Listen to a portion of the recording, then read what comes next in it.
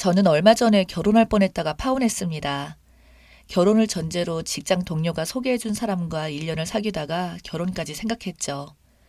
그렇게 끌리거나 평생의 동반자로서 이 사람이다 라는 확신 같은 건 없었지만 직장도 좋았고 살펴보니 성격도 나쁘지 않았거든요. 친구들이랑 직장 동료들도 함께 만나보았지만 특별히 못난 사람들도 없었고 친구들 관계도 괜찮았어요. 무엇보다도 소개해준 직장 동료가 남자친구가 다니는 회사 내에서도 일 잘하기도 소문나 있고 승진도 다툴 만큼 평가가 좋다고 했어요. 저도 결혼할 나이가 훨씬 지난 터라 직장과 사람만 좋으면 결혼하려고 했었고 저는 직장이 남자친구만큼 좋진 않아서 일찌감치 저희 집에서 독립하면서 부모님께서 결혼 자금을 포함해서 아주 작은 평수 아파트도 전세를 보조해 주셨거든요. 그래서 신혼집은 남자친구와 똑같이 반반으로 하고 신혼 살림은 따로 준비할 필요 없이 제가 쓰던 물건으로 대체하고 예물 예단은 모두 생략하기로 했습니다. 남자친구 부모님께 인사드리러 갔을 때도 그렇게 말씀드리고 양해를 구했었죠. 1년 동안 사귀긴 했지만 남자친구 부모님이나 가족에 관해 본 적이 없었어요. 물론 소개받을 때 위에 형 한 명이 있고 아래로 여동생 한 명이 있다는 것과 남자친구 부모님이 식당 운영을 하시다가 그만두시고 그동안 버려놓은 돈으로 풍족히 살고 계시다고만 들었어요. 남자친구도 부모님과 독립한 지 꽤 되어서 원룸에 혼자 살고 있었어요. 여동생도 결혼해서 따로 멀리 나가서 산다고 들었어요. 상견례에 여동생과 예비 시부모님만 나오셨고 남자친구의 형에 관해서는 얼굴도 본 적이 없었고 뭘 하는지도 잘 몰랐죠. 남자친구와 제가 나이가 많이 차서 결혼을 늦게 하는 편이라 양쪽 부모님은 무조건 결혼을 찬성하는 분위기였거든요.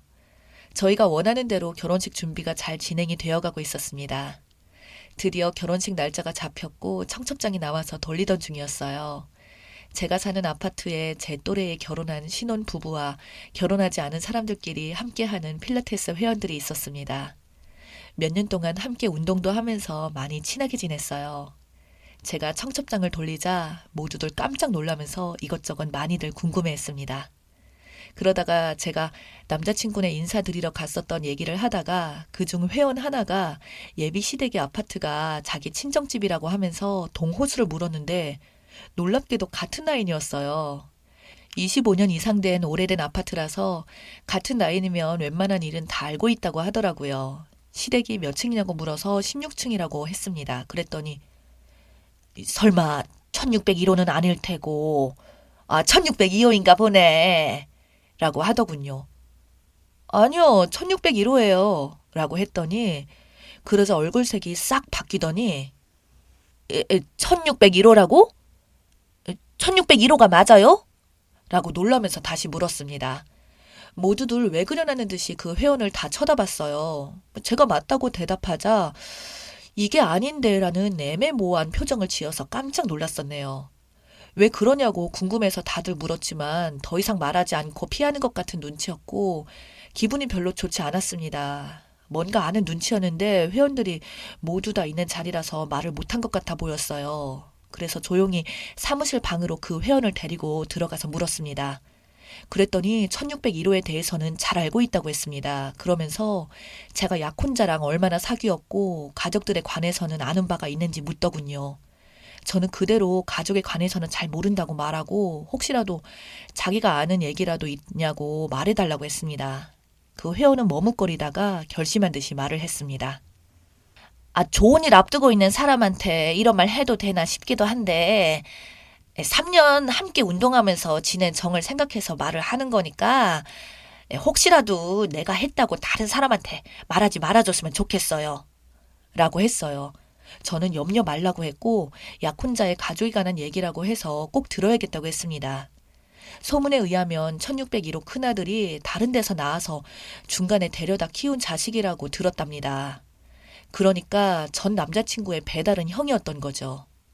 자라면서도 배다른 동생과 여동생과도 엄청 차별받고 자라서인지 함께 살고 있는 부모들한테 함부로 했다고 했습니다. 항상 1601호에서는 한밤중에도 고성이 오가고 시끄러운 일들이 많아서 경찰에 신고도 자주 들어갔기에 그 아파트에서 유명했다고 했습니다. 거기에다가 남자친구의 배다른 형의 생모가 몸이 좋지 않아서 아들을 찾아왔다고 생모의 좋지 않았던 과거 일들을 알게 되었다고 하더군요. 그것 때문에 남자친구와 배다른 형이 여러 번 부딪혔다고 했습니다. 그것 때문에 남자친구와 배다른 형이 여러 번 부딪혔다고 했습니다. 그러다가 남자친구의 배다른 형이 좋지 않은 일에 연루되어서 교도소에 가게 되어서야 집안이 조용해졌다고 했습니다.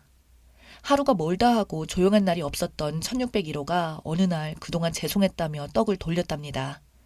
돌아다니고 있는 소문은 사실이 아니라고 하면서 그동안 큰아들 때문에 정말 미안했다고 하더래요. 큰아들이 교도소에서 나오더라도 동생들이 이제 집에 없으니 앞으로 시끄러운 일도 없을 거라고요. 그러면서 또 말할까 말까 망설이는 눈치였어요. 그래서 제가 괜찮다면서 어떤 말이든 해달라고 했습니다. 그랬더니 참 조심스럽다고 하면서 말을 꺼내기 시작했습니다.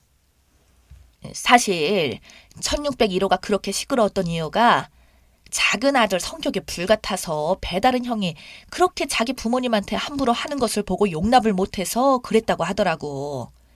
나도 여러 번 작은 아들 목소리만 들었거든.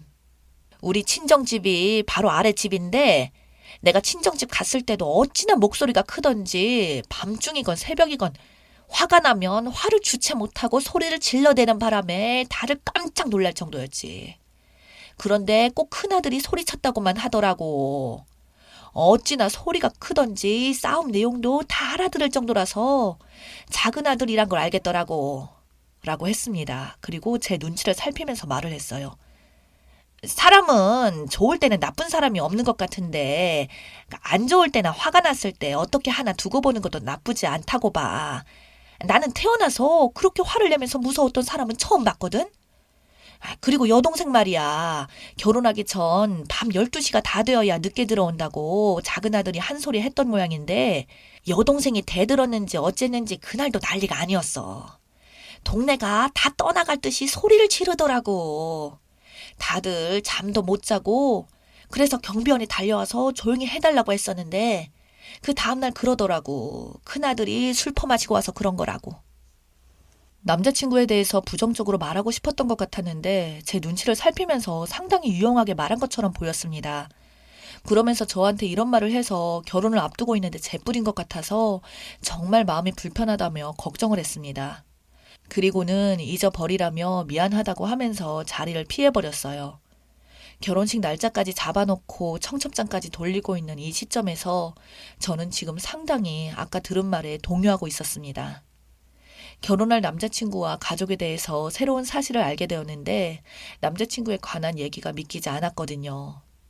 결혼을 앞둔 터라 무척이나 예민한 상태이기도 했지만 마음에 계속 걸렸습니다. 그래서 결혼할 남자친구 가족에 대한 얘기를 해줬던 그 회원에게 또다시 연락했지만 더 이상 말을 꺼려 했습니다. 그냥 남의 일처럼 예비 신랑 좋은 사람일 거라고 하면서 그래서 결혼하는 것 아니냐며 자기는 더 이상 해줄 말이 없다면서 괜히 말을 꺼냈다가 자기가 한 말 때문에 싸우거나 하는 건 원치 않는다고 하더군요. 그리고 걱정이 되어서 그러니까 절대로 자기가 말을 했다는 말은 하지 말아달라고 부탁하고 또 부탁했습니다. 자기가 입이 가벼워서 말을 해놓고도 불안하다고 하더군요. 분명히 알게 되면 자기 집으로 쫓아와서 무슨 짓을 저지를지 모른다고 했습니다. 결혼할 남자친구를 상당히 두려워했어요. 이 정도였다니 기가 막히네요. 내가 화를 내는 것을 본 적이 없어서 믿기 어려웠습니다. 그러다가 그랬을지 모른다고 생각하고 싶었습니다. 그만큼 결혼할 남자친구의 모습은 참 이성적이었고 진중해 보였어요. 그래서 직접 물어봤습니다.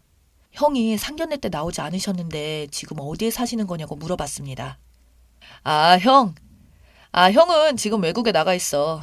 회사 일 때문에 그래서 우리 결혼식 때도 못 올 것 같아. 라고 했어요. 그래서 제가 어느 회사 다니냐고 물었더니 무슨 무역회사라고 했었는데 잘 기억이 나질 않는다고 얼버무렸어요. 형이 다니는 회사도 기억 못하는 동생도 있냐고 했더니 PC 굽고 넘기더라고요. 그리고 바로 그날 저녁에 남자친구 여동생에게 전화를 걸었어요. 이런저런 안부를 묻고 결혼식에 관해서 얘기를 나누다가 자연스럽게 물었습니다. 그런데 배다른 형이 지금 교도소에 있어서 우리 결혼식 때 올 수 없다고 했는데 어쩌다가 거기 가게 된 거예요? 라고 했어요. 그걸 어떻게 아셨어요? 언니, 아무한테도 절대 말하지 말아요. 라고 하면서, 오빠가 말할 리가 없는데? 오빠가 말해줘서 알게 된 게 맞아요? 오빠한테 물어보고 저한테 묻지 마세요. 저 이만 끊을게요. 라고 황급히 끊어버렸어요. 상당히 목소리가 떨리는 것이 결혼할 남자친구를 두려워하는 듯 했습니다. 결혼은 바로 코앞인데 결혼한 남자친구에 대해서 몰랐던 사실을 하나씩 알아갈수록 영 개운치 않은 뭔가가 있는 듯 했습니다. 인생의 새로운 전환점인 시점에서 제가 잘하고 있는 건가 싶었어요. 시작부터 나를 속이려는 남자친구에게 내 인생을 맡겨도 되는 것일까 하고 의문이 들었습니다. 단도직입적으로 물어도 또 거짓말을 할 수도 있는 일이라 벌써부터 결혼도 하지 않았는데 의심하게 되면 결혼 후에는 얼마나 더 힘들어질까 싶었어요. 또 어떤 일로 나를 속였는지 알 수 없었으니까요. 아무리 내가 나이가 차서 결혼 시기가 지났다고 해도 이런 식으로는 안 된다고 결론을 내렸습니다. 그래서 남자친구에게 장문의 메시지를 보냈죠. 결혼을 잠시 보류하자고요. 이유는 아직 결혼할 마음의 준비가 되어 있지 않다고만 했습니다. 더 자세히 말하자면 미안하지만 결혼하고 싶지 않다고 했어요. 마음 변할 리 없으니 기다리지 말고 다른 여자 찾아보라고 했습니다. 그랬더니 진심이냐면서 이거 장난 아니지 라고 하면서 농담으로 받아들이더군요. 그러다가 진심으로 제가 아직 확신이 생기지 않아서 결혼을 할 수 없다고 장난이 아니라고 했더니 한참을 말이 없다가 그러더군요. 그럼 그동안 결혼을 두고 장난친 거냐면서 육두문자를 계속 날리면서 전화 받으라고 생 난리를 쳤습니다. 그래서 전화를 받았어요. 그랬더니 고막이 나갈 정도로 큰 소리로 고래고래 별 희한한 듣지도 못한 소리로 난리부르스를 쳤어요. 모두 다 녹음했죠. 결론은 대충 이런 거였어요. 회사 사람들, 친척들 전부 다 결혼식 청첩장을 돌렸는데 이제 와서 결혼 안 한다고 하냐고 하는 거였죠. 사람 우습게 쪽팔리게 만들어도 되는 거냐고 지랄을 떨었습니다. 그래서 미안하다고 했습니다. 그렇지만 내 인생이 걸린 문제인데 좀 쪽팔리는 게 대수냐고 했어요. 납득할 만한 이유를 말하지 않으면 용서하지 않겠다고 했습니다. 한참을 떠들어도 대꾸를 하지 않으니 제 풀에 꺾이더군요. 그래서 마지막 한마디 했습니다. 너랑 결혼을 포기한 이유를 보내준다고, 그리고 다시는 이런 통화하기 싫으니 연락하지 말라고 했습니다. 결혼식장은 네가 예약했으니 네가 취소하라고 했어요. 그리고 지금까지 녹음했던 내용을 그대로 다시 보내줬습니다. 그리고 핸드폰 배터리를 빼고 절대 연락을 받지도 않았고 저희 부모님께 사실 그대로 말씀드리고 당분간 부모님 집에서 지냈어요. 혹시라도 혼자 살고 있는 제 아파트에 찾아올 것 같아서 걱정이 되었거든요. 그래서 아파트 금 내놓고 이사해버렸습니다. 결혼식 취소로 있는 부수적인 문제는 친정 사촌 오빠가 나서서 다 해결해 주었습니다. 예물 같은 것은 서로 주고받은 게 없으니 복잡할 것도 없었어요. 그 사이에 당시 남자친구는 여러 번 회사 앞에 찾아오곤 했었지만 저는 전혀 대꾸하지 않았고 강경하게 했기 때문에 더 이상 연락하지 않았습니다. 전 남자친구가 저에게 왜 파혼당했는지를 충분히 알게끔 말해줬다고 생각했지만 마냥 자기 잘못도 깨닫지 못하고서 억울해하진 않을까 걱정도 되었습니다. 충분히 변화된 모습으로 다른 여자를 만났으면 좋겠다는 바람입니다.